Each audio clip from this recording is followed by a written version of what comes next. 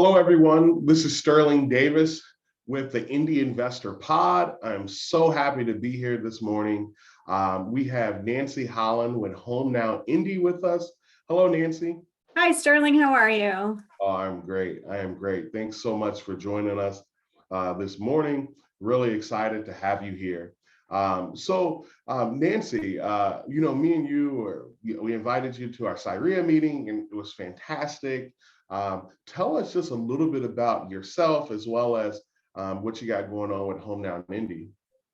Yeah, great. I really enjoyed the panel discussion with the Syria meeting. It was great to be there in person and meet people, and I am excited to be here. Thank you so much for this opportunity to just share a little bit more about Indianapolis and what we're doing to help house the unsheltered here in Indianapolis and work with investors like yourself and those that are listening. So a little bit about myself. I grew up here on the west side of Indianapolis, single mom of four who struggled to kind of make ends meet. And we were that family that was adopted at Thanksgiving and Christmas, really not able to pay all the bills. And so oftentimes found ourselves being evicted from various different locations. I kind of joked the other day, I was standing in a parking lot on the west side, and I said, we got kicked out of there, we got kicked out of there, we got kicked out of there. And just decided I didn't want to live that kind of life as an adult and chose a different path, went to college, became kind of climbed the corporate ladder, became vice president of marketing for a local human resources association, and traveled all over the country at doing conferences, trade shows, and for about 10 to 15 years during that traveling, saw the homeless population across the country just escalating. And it took me back, to when we were living out of my mom's car, and my brothers both chose different paths than me and have been homeless off and on throughout their adult life. And I thought that could be me, that could be my brother. So started packing up food after, I would eat and passing it out and talking to people, and found that their stories were very similar to mine for some of them. Some of them had made bad decisions and put them where they were, but some of them, it was just a, circumstance of life that put them there. And decided I wanted to give back and do something and get out of the corporate rat race. And so started with Home Now Indy. No, that's terrific. I mean, because your journey is inspiring, right? Like we hear about the American dream, and I think hearing how you have been able to overcome, but that you haven't forgot about where you came from, is so important to who you are, as well as the impact that you're making. So let's dive in a little bit to how you got into like the Home Now Indy and the homeless initiative that you guys have going on. Yeah, so it was really one of those situations where I left corporate America and thought, I'm going to do this. I'm going to just start a tiny home community here in Indianapolis and make a difference, and realized I don't know a lot about the community, and there's a lot of people already here in the community. So then decided, let's see what's going on, and joined this initiative called Home Now Indy. And it is with the city of Indianapolis, with the mayor's office, excuse me, and they are trying to focus on centralizing the housing acquisition, which in our world, what that means is acquiring more units for housing the homeless in the city.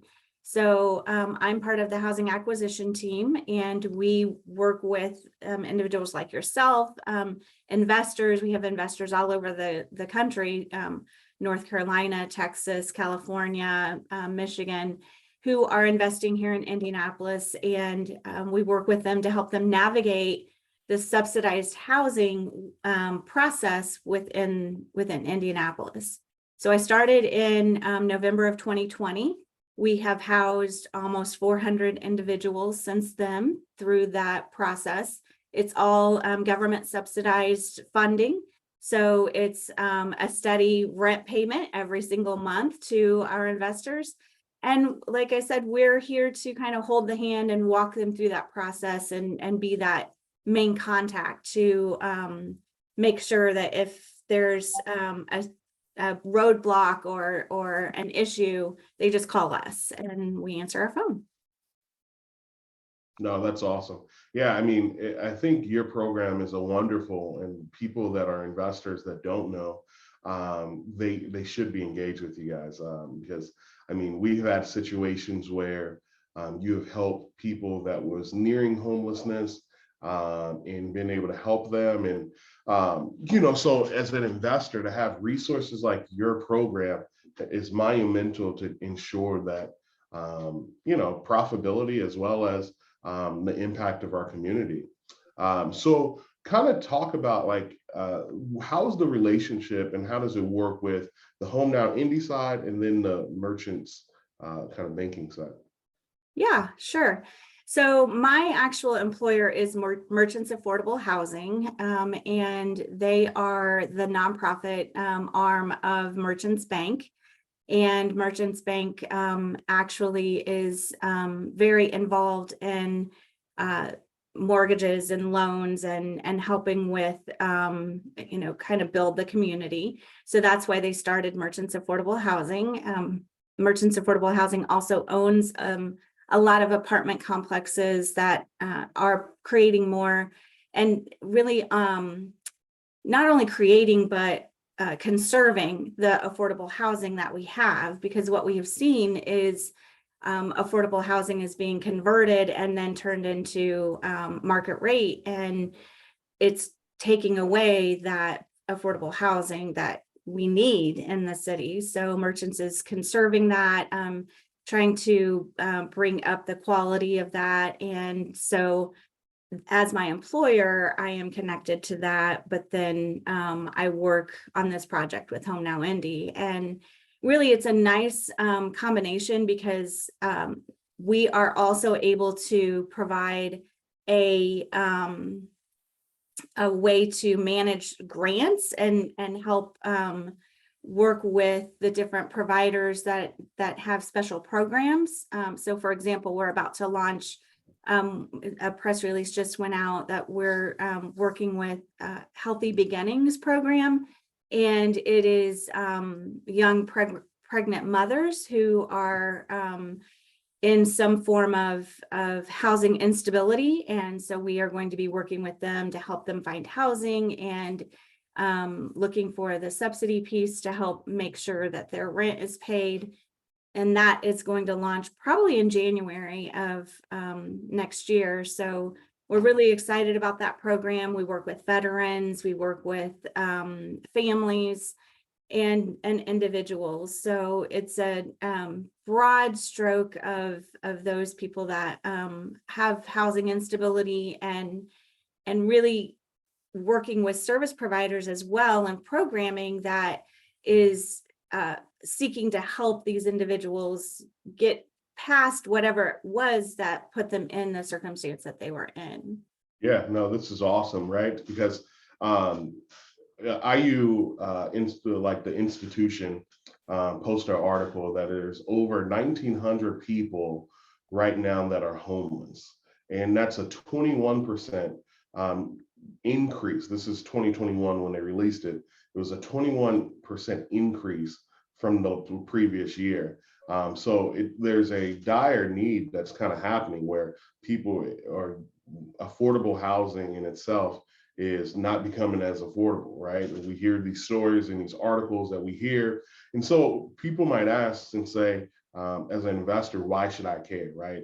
And, people might not be a conscious investor. People might not care about how that impacts everything. I read another article recently how homelessness affects everything, right? It affects global warming, it affects, poverty, it affects crime, it affects anything that like you can think of. There's a draw from homelessness to it, right? And I thought it was incredible as I was reading this, because like we talk about, like not everybody will think of this social issue as a problem until you understand how it impacts everything. And we really are only as good as our community is only as strong as our lease, right? Like our community is only as strong as the things that we allow and the things that we're impacted by. So as we're talking about investing in people that invest in real estate, there's a ROI component, but your ROI is never as strong unless the community around it is strong, right? So when we have, Home Now Indy, not only does it help us on the social side, right? Which most people that listen to this understand that I'm very much a social conscious investor. But it also helps on a ROI side that Nancy's talking about, where you have a tenant who for some reason has got behind or for some reason needs assistance. Well, they have one, it sounds like you have places that they can stay. Two, they have the ability to help them with the income so that they can stay in their houses. And that's really, really important, right? It's, we hear about the guaranteed rent, but it's a guarantee that that person has a house as well, right? So yeah. So as we with the Home Now Indy initiative and things, what are you guys what's the outlook right now? What does that look like for you and the people that you're helping? So there are, as you said, over 1,900 individuals that are living unsheltered in the city currently here in Indianapolis. And that number is probably low, quite honestly, because the way they get that number is they literally have what's called a point in time or pit count that they do on a certain night in January. It almost always ends up being one of the coldest nights in the city. So many of the unsheltered have found some place to go inside because it's so cold, but volunteers blanket the city and go out and count the people that are sleeping outside. And one thing to keep in mind is when we're talking about these numbers and we're talking about from a subsidy and government perspective, what is considered homeless, the person being considered homeless is sleeping somewhere that is considered uninhabitable. So under a bridge, in a tent, in a car, in an abandoned building, squatting in someone's property, those are considered uninhabitable. Couch surfing, living with somebody while you're trying to find a location to live, that's not considered homeless. So when that point in time count is being conducted, if we're talking to someone and we ask, where did you sleep last night? And they say, well, I've been sleeping on my friend's couch because it's been so cold. They're not counted as in that number. So that number is probably higher than what the reality or what the reality is higher than what that number is. Yeah. So there's just a huge need for that affordable housing. And as you said, homelessness does affect so many different things. Definitely affects property value. If you have squatters living in the houses around yours because that owner hasn't rented it because they're waiting to try and get a better price, those squatters are going to do damage to that property. They're going to bring probably some illegal activity, and then that brings your property value down. So being able to get those units rented as quickly as possible is really important. And then, like you said, the leases are extremely important in the property management. We really are focused on housing stability and keeping the individuals housed. However, we also do encourage our owners and landlords to be very diligent about lease violations. As soon as you find something that maybe is happening, and this is across the board, provide them with a lease violation. Let them know that's not acceptable behavior. We need to, create a safe and secure environment for everyone involved. And so we really encourage that. And then the final point I want to make is that the rents that we pay are fair market rents that are published by the Housing of Urban Development. And we can often go to 110% of fair market rents, especially if that person is required to pay utilities, and there needs to be an offset in utility costs. So those are published on the internet. They did just change for 23 in October is when those will switch over. I have the 2022 numbers that I can share in front of me. So for a 1-bedroom, it's $782. For a 2-bedroom, it's $939. For a 3-bedroom, it's $1,231. And for a 4-bedroom, it's $1,456. But like I said, those numbers have gone up slightly for 23. But as you can see, we're not asking you to, cut those. Free. Right, exactly. And it is, like I said, that steady check that you're getting every month that Now, we do require that if the tenant has income, they pay 30%. So those numbers can fluctuate depending on the income that the tenant has. Yeah, so let's talk about that, because I know as investors, some of the biggest fears is the quality of the person that's kind of going into the house. And then we can probably dive into, in that same question, the wraparound services that you kind of partner with and things like that as well.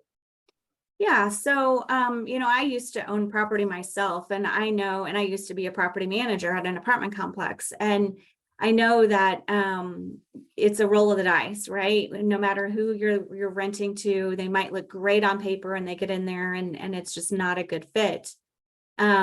So you're going to have that with anybody that you rent to. With working with a subsidized program, the benefit that you have is that you do have people like myself. You have somebody who is available to step in and intervene. We work with service providers that are case managing these individuals. So we have contacts. So if you're having issues, we can contact the case manager and ask them to step in, intervene, and help to provide some guidance around the behaviors. And we have often been able to really work through the process and correct the behaviors. Sometimes it's just an educational component where the individual has been unsheltered for so long that they just aren't using common sense. And so it just takes somebody to come in and help guide them, provide them with the resources that they need. And sometimes it's just not a good fit, and we have to agree to separate. And so what we try to do is we try to help that individual understand that it's in their best interest to mutually separate and leave the unit, and that way there doesn't have to be an eviction. It's better for everyone in that situation. Now, obviously, legally, they are allowed their due process, and we explain that, but we do explain it's in their best interest not to have an eviction on their record. And I would say 99% of the time they separate very graciously, and we're able to possibly backfill that unit with someone who's a better fit. No, absolutely. Yeah. And so, I mean, I love, the initiative, right? I love, because I think with helping with homelessness and building your commitment to building better communities, it builds a better future for the person, right? You give these people opportunities, not only, and I think that's the thing, when I started investing, I started realizing, right? I remember, and this is why I started having to have a property manager, because I would go to houses and people would tell me their story, and I'm like, oh man, I want to help. I want to be able to give you, something for a better future. And in some cases, it did help. And I'm not saying give. Once again, I'm not telling people this is not a charity in the sense of the homeowner is giving their house away for free or under market. But it does help the initiative. And I think on a social aspect, it does help the person, right? For Nancy to be sitting here with us today, it's a triumph for somebody that has went from homelessness or shelter to shelter or home to home to be able to do so. I mean, for me and my wife, when we had a kid at 19, right? And then from 19, we just wanted to survive by ourselves. So affordable housing was very imperative for us to be able to be where we are today. Because during those times it was really rough to be a 19-year-old parent, 18-year-old, 19-year-old parent, just graduating high school, and then navigating how to put food on your table, how to provide, and those are the things that, like, I think naturally people think should just come, or should, people be able to do. And it's like, it's not that simple sometimes. Even for myself, I was blessed enough to have parents that could support me. So I never got to the point of homelessness. But I was no doubt poor. so, so I get it. We ate tilapia every day for 30 days straight. We got this great pots of tilapia. We made it in different forms too. Like, we had like pasta, we had over a bed of rice.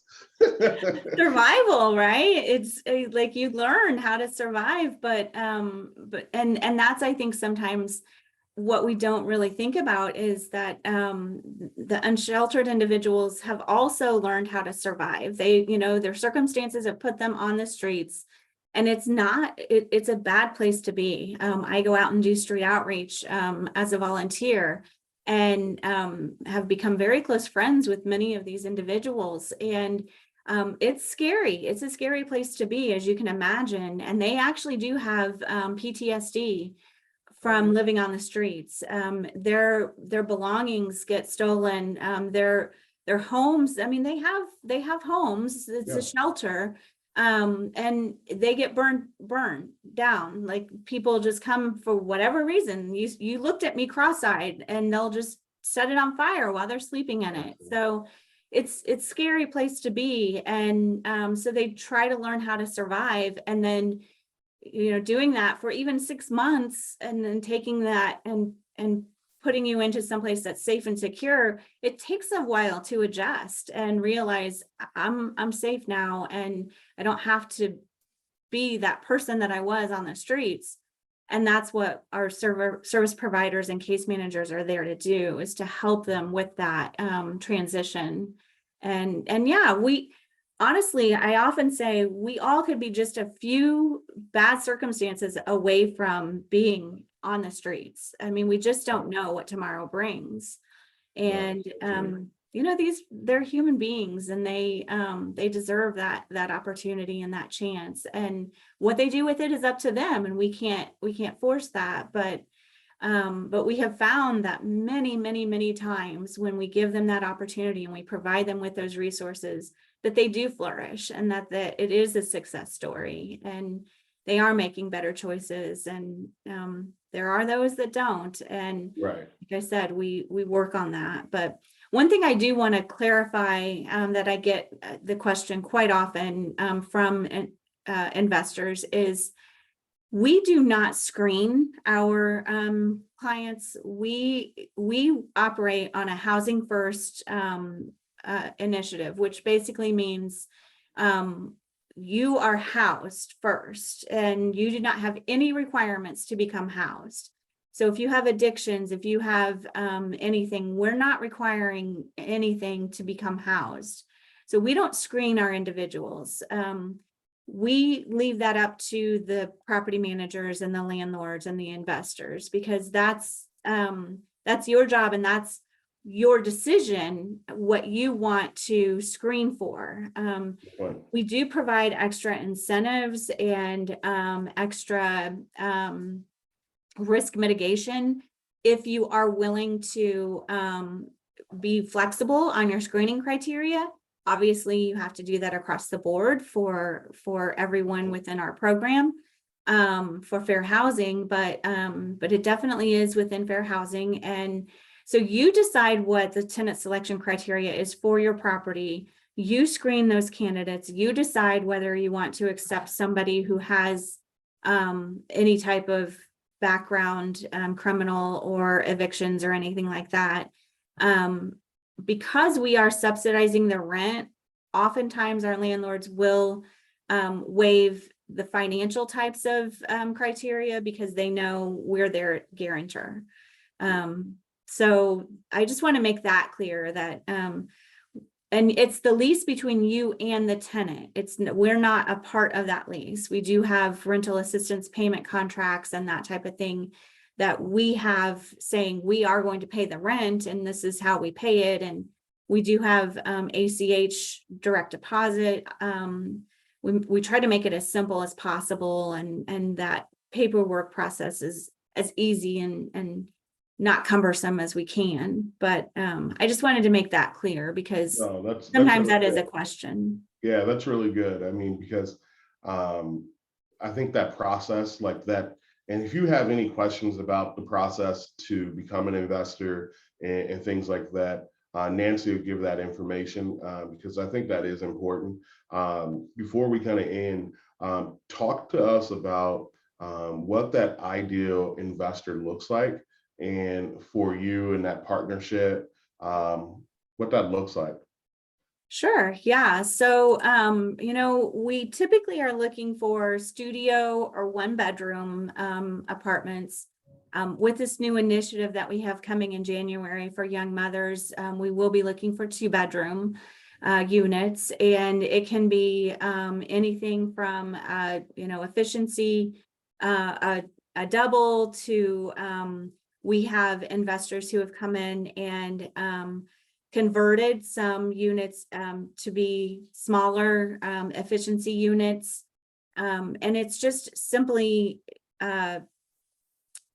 properties within Marion County primarily, but we are affiliated with some programs outside of Marion County. So within basically kind of the 465 loop and just outside for those that aren't exactly sure what Marion County is. And again, it's really any size unit. We typically can help find someone. We work with families as well. So even 3 and 4 bedroom size units.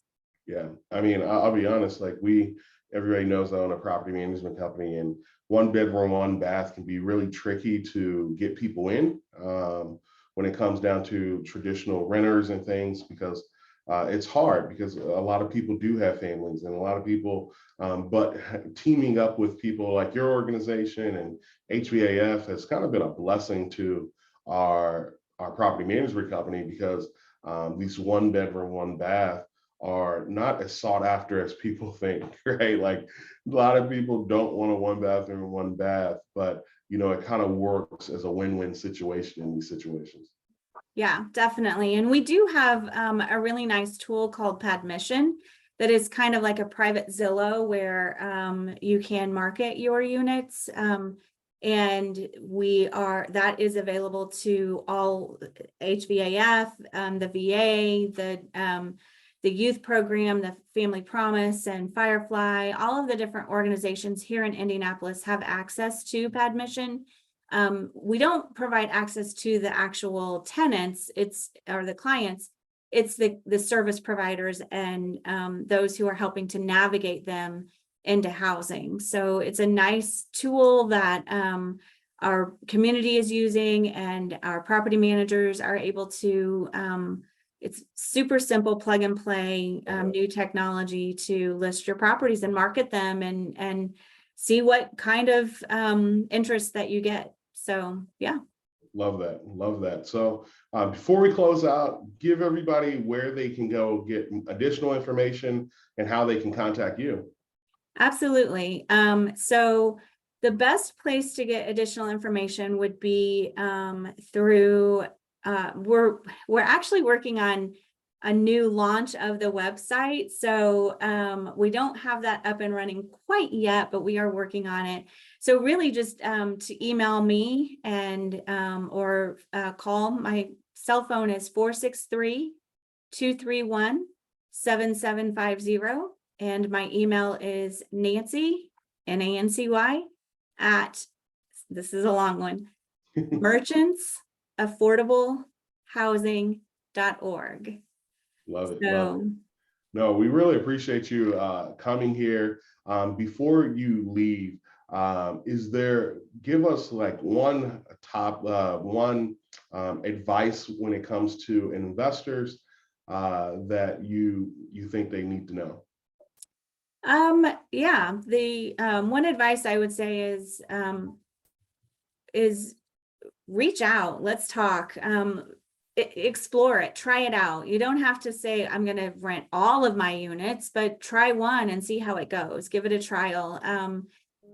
It's a great solution for that hard to fill unit, and you're giving back, you're making a difference. So that would be really my one big piece of advice. And we've had investors who have said, okay, you know what, I'll try it with one, and then they have given us all their units because it's been a pleasant experience. No, that's terrific. We want to really thank you for joining us today. This is great information. Really thankful for your program that you have. Hopefully we can sit down again. This is Sterling Davis with the Indy Investor Pod. Thanks for joining us. Thank you.